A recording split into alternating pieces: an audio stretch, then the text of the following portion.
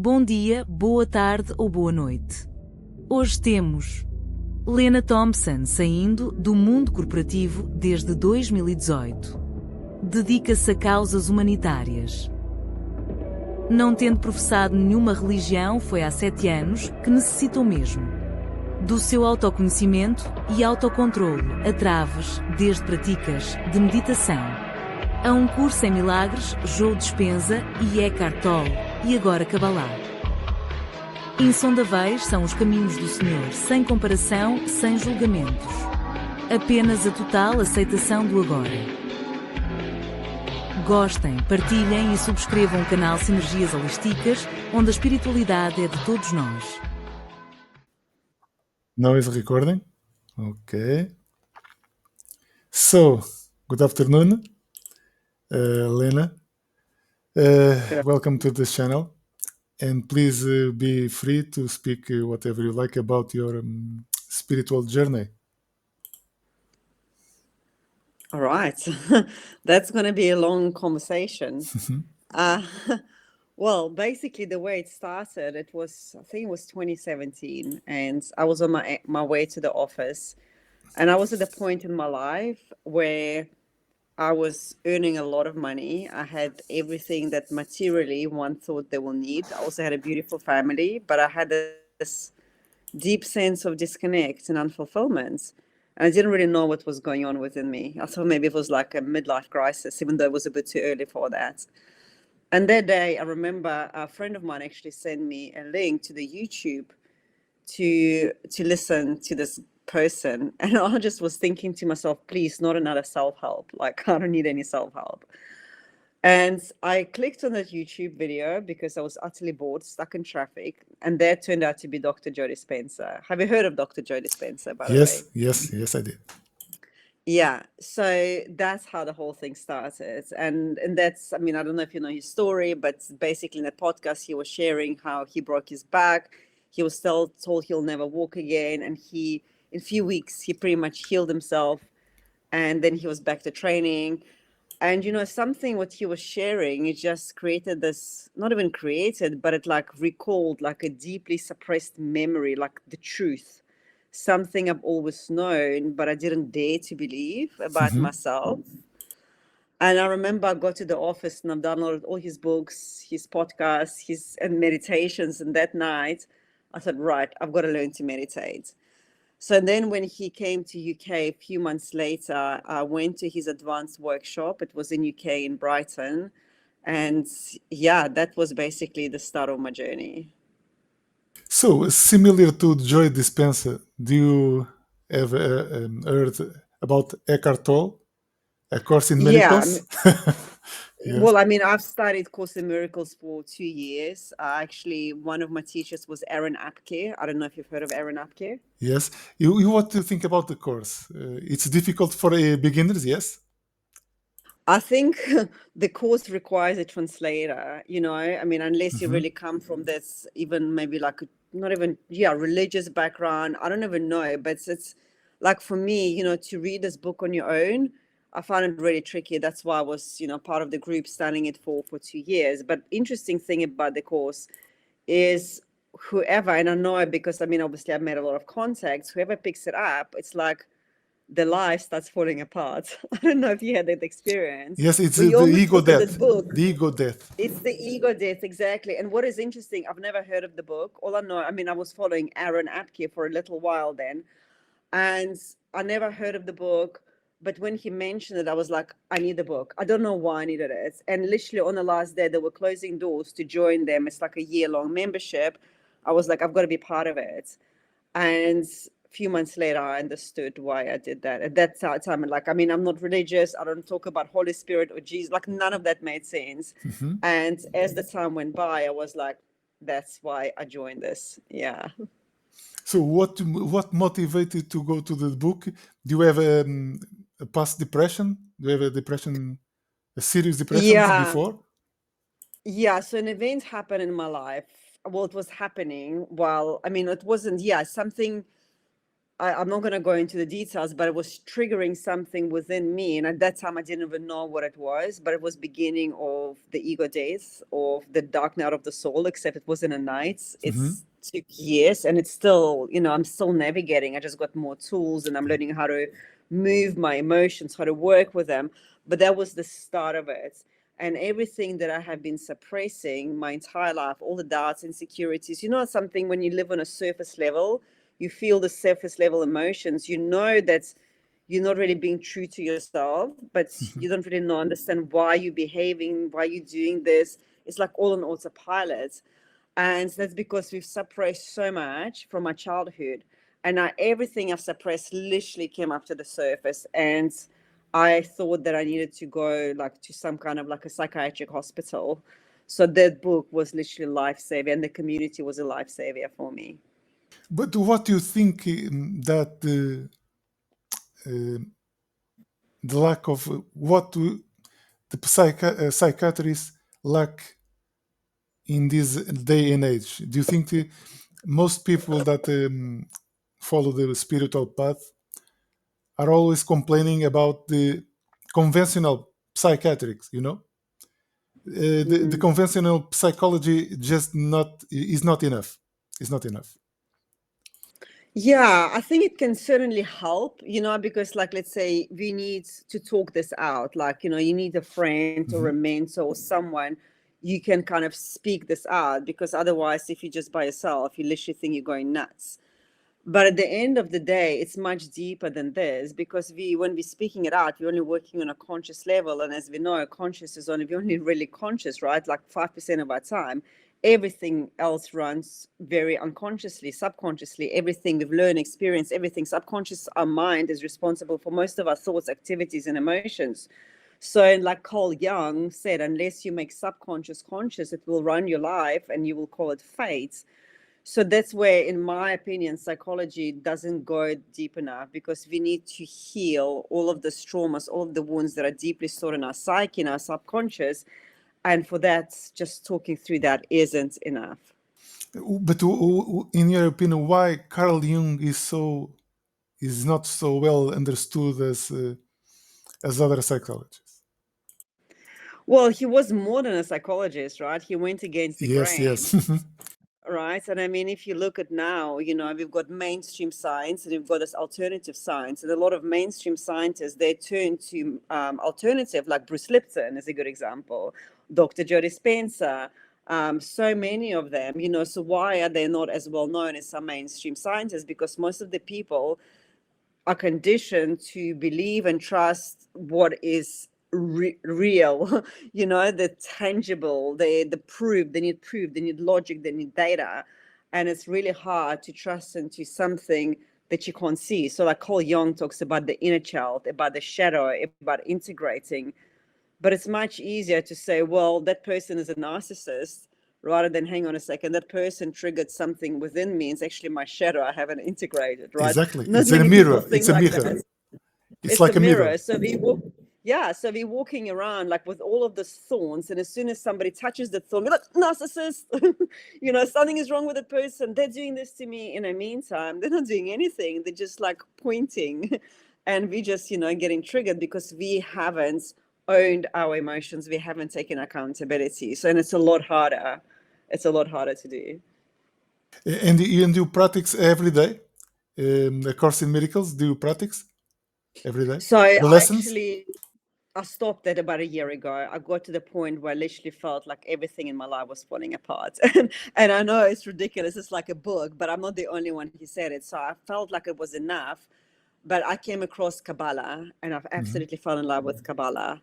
And literally every single, so when it started happening to me about 2.5 years ago, Okay.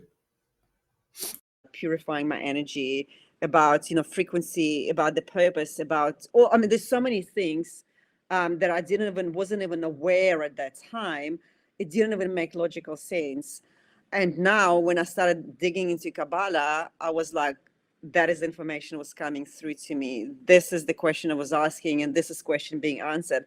And what I also found is that, I'm also part of the group, I've got teachers, and that I didn't really need to work so hard. I really tried to understand what is being taught to me, like with Course in Miracles. I literally needed an interpreter. So I'm not that far in with Kabbalah yet. I mean, when I look at Zohar, I have no idea what they're talking about. But it's just I've got that like real deep connection with Kabbalah. So I'm more that way now. You are not. You do you know the Tree of Life, Kabbalah Tree of Life? Yeah. And you are starting to study that. Well, not right now. I'm actually working with 72 names of God. I don't know if Yes, I you've know. heard of that. Yes, I do. Yeah, so I bought cards and I bought a book, and it's so interesting how I set an intention, like show me, the card that I need to see, and exactly what comes out. It's still dealing with negativity. It's still, all of that stuff that I'm still kind of purging, I guess, processing. So I'm doing that, and even like I bought a little mini Zohar, like they're called pinchas, I think, pinches, and I'm just scanning the letters. And what I found, like even when I experience anxiety or any like emotion, just even sitting and just looking at the Aramaic letters, it really like grounds me, it resets me. It's just the logical mind can't understand it, but yeah, that's where I am right now. But you practice meditation also? Meditations? Yeah. So, I mean, every day, like my morning would normally start with a meditation. What meditation? It depends. Sometimes it's breath work. I like to change things. And then I will do maybe some Kabbalistic prayers like Ana Bekoa or whatever, or I just scan the book or whatever that is. And then, what I found also, the more I'm kind of working on myself, the less time I really need to set apart for meditation. It almost becomes like part of my daily life, like as soon as I notice anxiety, I just allow myself to be present to it. Before I would go do breath work, I would do, meditation, maybe listen to podcasts. Now I'm like, I'm experiencing anxiety. Great. Let me be with it. Let me feel it. And yeah, I mean, sometimes my body really gets tired of it. So I'll have a glass of wine just to calm down. I still like my wine. But it's more like just being very present and also paying attention to how things make you feel. So I found actually meditate less, but it became like part of my life, if that makes sense. Yes, but you talk about a glass of wine and going. Yeah, I've got one right here now. Yes, thank you. Do you believe that most no, but some part of spiritual people believe that we need some kind of help to connect to the divine? For example, do you know ayahuasca? Yeah, of course. From Yeah. Brazilian, yes. Yeah. And you try it? I would love to. I haven't. No. Okay. So, but you are you agree that it's sometime in your lives it's need some help, some external help to connect to I the think it divine. would be easier, right? Because I mean, especially like with ayahuasca, it will help you to open your senses because, at this time, I think when the longer you work on yourself, the more you become aware of those two voices, right? The voice of ego and the voice of your soul. And I believe it can maybe just speed up the journey. It can take that anxiety that's, even if it's for a while, because I don't know about you, but for me, it's just put such a big toll on my nervous system. I mean, I literally like can spiral or like this, and of course I'm very much aware of this trigger and I can reset myself a lot faster than what it used to be. But in my opinion, if there's like a tool like ayahuasca or whatever that is that can help you heal the trauma faster, hey, why not? Why not take a shortcut? Yes, because here most people recite cannabis. You know what is cannabis? Yeah, of course, yeah. Because they think they calm down. But my answer, my question is more profound. If you read the book A Course in Miracles, you really don't need anything outside of you. Do you agree? You get to the stage, but remember, you've got to honor where you are on your Yes. journey, right? So, I mean, you can't become like Eckhart like this. I mean, he sat on a bench in deep depression for years Exactly. until he had enlightenment. And everybody's journey is so unique. Like, I want to be the love and light for everyone, but right now, sometimes I have such massive triggers that will make no sense to anyone, like why, a simple thing would literally, and for me, it's fear. It's a lot of the fear that I'm working with. And a simple thing, like I'm not even going to go into details. And I've got to honor where I am right now. And this is what happens, used to happen with me. I will push it away. It's like, I shouldn't be feeling this. I should be further along, why there's people. And what I've learned over time is how to give myself love and compassion. If I'm experiencing the fear, I'm going to be with that fear. But at some stage, I may need to have something, to help me relieve it, whatever it is. Maybe it's a conversation with a friend. Maybe it's a glass of wine. Maybe whatever that is, right? And just kind of keep on just having so much patience and compassion and realizing that my journey is very different to Eckhart's journey or to Dr. Joe Dispenza's journey. Yes. Mm-hmm. So everyone else is a different path, on a different journey. Exactly. So there is no formula. We could say like this. There is no formula. The only formula, I think, is self-love. Exactly. Because you can buy a book of Joy Dispenza, of Eckhart Tolle, but they are they, and you are you. So it's not comparable. It's not comparable. Things are what they are. So we have to accept ourselves as we are. We have to go to the flow, accept, make acceptance, patience, be very patient. I think I've learned from the few years, be very patient with life, because I was very anxious like you, and the pressure. It seems to be the norm, isn't it, for everybody? Like I, study through all this well-known, I guess, spiritual leaders. Depression is a common thing. Yes. But what do you think about because most people that start with this path, sometimes they fall for a trap called the spiritual ego. You know what is the spiritual ego? Yeah. The spiritual ego is when you try to pretend to be what you are not. For example, if I buy a book of Joy Dispenza or Eckhart Tolle, I try to mimic and try to pursue, I will be an illuminated soul, or I'll be a... No, you are what you are. You have to accept what you are. Yeah, but it's by the way, I can't see you. I don't know. I just see like a flower, which is beautiful. But there you go. You're back.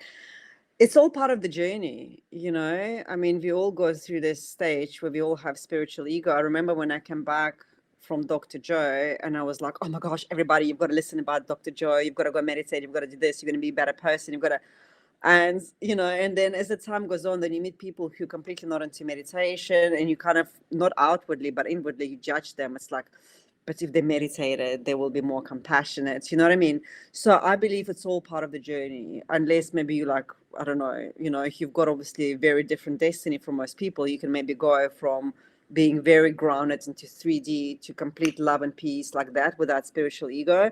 That's not me. And even now, I sometimes I also have this, moments of judgments. We all do. And again, it's being okay with it. It's accepting it. Exactly. It's accept what it is. But yeah, the trick is to be awareness of what is happening. That's the trick. You have exactly. to have to observe the observer. You have to observe the observer yourself, or myself. So it's take a lot of practice, a lot of patience every day. It's like training in a gymnasium, a soul gymnasium. Yeah. Exactly. It's the most grilling training of all. I mean, I've done so many marathons and ultra marathons, and I always said if I could just run 10 marathons back to back and not have to go through this, I would take that. It's a very different training. And it's, when I first got into this whole thing 7 years ago, if I knew what I know now, I might have chickened out, to be honest. So you start your journey 6-7 years from now? Well, about 2018, I would In say. That's when 2018. that's when I went to. I mean, I've always kind of been fascinated about things, but I've never really, practiced that. As a child, I was very much into this whole reincarnation. past lives and all of that. But yeah, then I got completely disconnected, even though I knew that there was something else. I remember like Googling, is the life after death? Have scientists found that there is a life after death? So, I mean, I was always Googling that. But yeah, like real journey started by 2018. So, do you remember the spirit that all we have in the times of the pandemic, 2020 and Yeah. 2021 and 2022? But I feel that most people now are returning like business as usual. So it's strange that in the such strong conditions, humankind believes and reacts like they are more awareness of the environment, spiritual compassions and the like. But as soon as the pandemic is over, the people come back to the as normal regular people. It's like something is missing to bring us together again. What do you think about the pandemic and the effects that they have in the people and the spiritual awakening of most of us? Yeah, well, firstly, pain always brings people together. I mean, look at World War II, look at all of this like events. When there's an earthquake, everybody rushes because for a Exactly. moment they put their egos aside, right? That's their soul, literally speaking. And as soon as everything normalized, it's like back to business because we've been living as our false self for 20, 30, 40 years. And then for a moment, we forgot the false self, like for a few weeks, maybe a few months. But it's not enough because obviously that pattern will overtake us unless we become extremely present with it. So that's what I think happened. But having said that, I also, because I was in a corporate for many years and now I go back to corporate, I speak and I do, certain events, and people are much more aware. They are definitely more open to the topic of spirituality, personal development. When I was there, I've never really heard anybody talk about it. So I've never heard of people like even meditating or doing anything like that. Now there is a lot more interest. So there have been definitely shifts in the right direction. Okay, so the pandemic, it was at some point of view a good thing to spiritual awakening. Yeah. Oh, absolutely. Absolutely.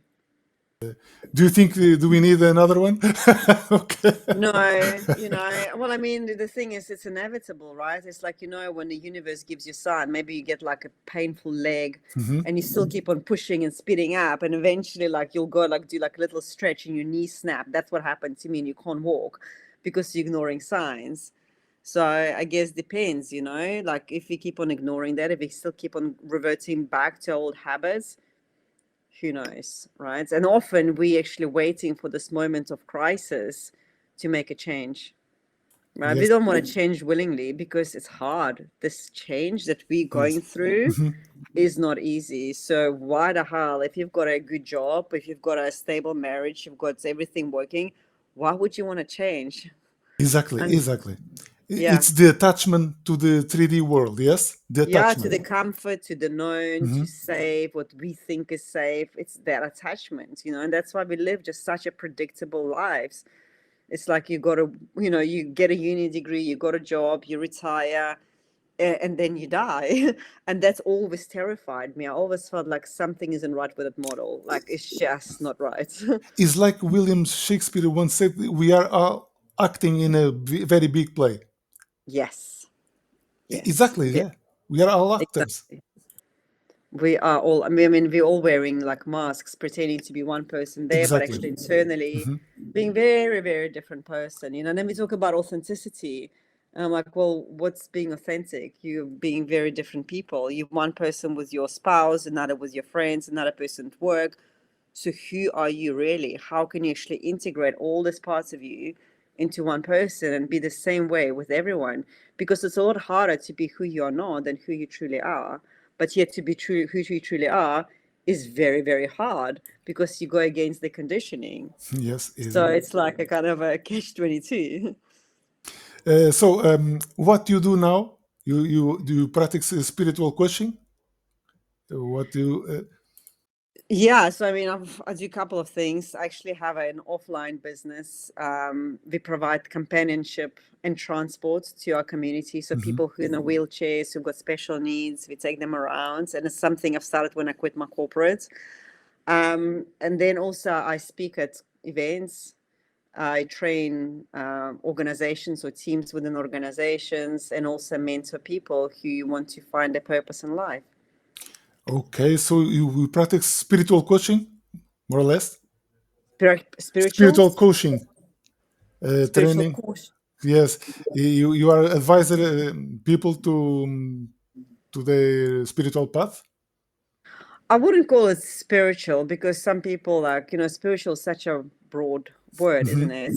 For me, it's all about emotions, understanding and working with your emotions. Self-knowledge, yes. Self-knowledge, yeah, who you are.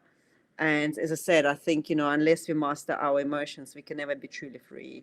So for me, it's all about gaining that emotional independence in life.